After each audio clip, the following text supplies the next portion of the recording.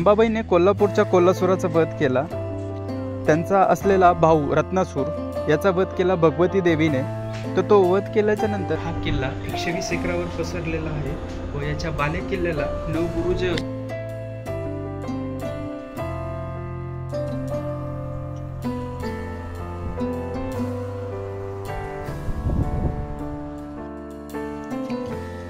हा किल्ला महामुनी राजांच्या काळात बांधला गेलेला होता. 1670 साली आपल्या छत्रपती शिवाजी महाराजांनी.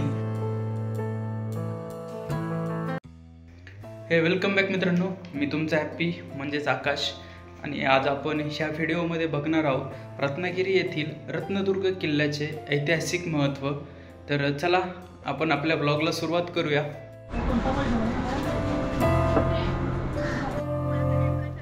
रत्नदुर्ग हा किल्ला रत्नागिरी शहरापासून हार्डली 5 किलोमीटर अंतरावर आहे.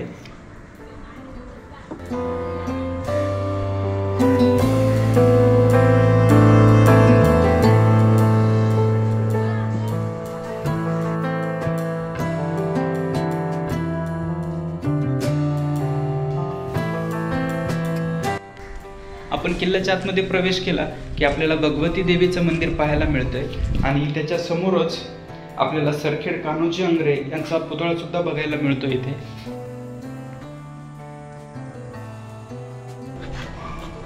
रत्नदुर्ग किल्ल्याला भगवती देवीचा किल्ला असंही म्हणतात.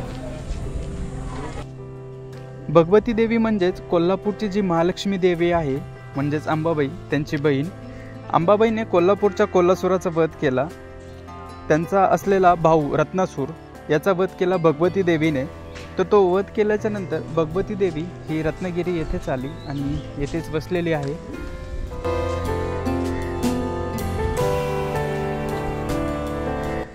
हा किल्ला पाहायला गेला तर हा किल्ला 120 एकरावर पसरलेला आहे व याच्या बाले किल्ल्याला 9 बुरुजे असून संपूर्ण किल्ल्याला 29 बुरुजे आपल्याला इथे पाहायला मिळतात.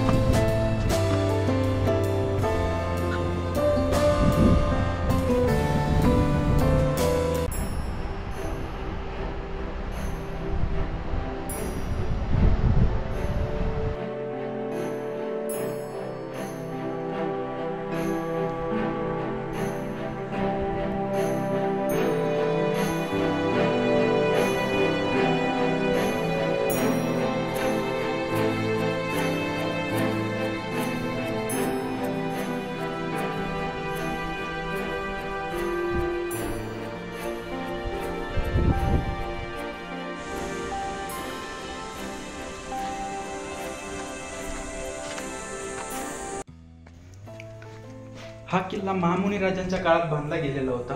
1670 साली आपल्या छत्रपती शिवाजी महाराजांनी आपल्या स्वराज्यामध्ये आणला. तिथून पुढे दर्या सारंग सरखेड कान्होजी आंग्रे यांच्या नेतृत्वाखाली 1755 पर्यंत हा किल्ला त्यांच्या ताब्यात होता. पुढे 1818 पर्यंत हा किल्ला पेशव्यांकडे होता.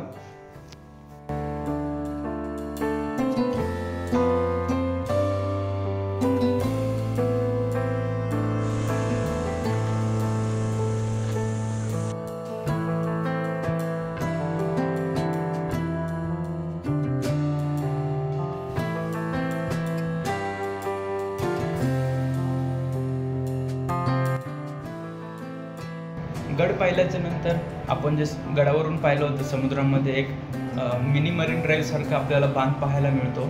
तर चला मग अशा ठिकाणी जाऊया आता आपण.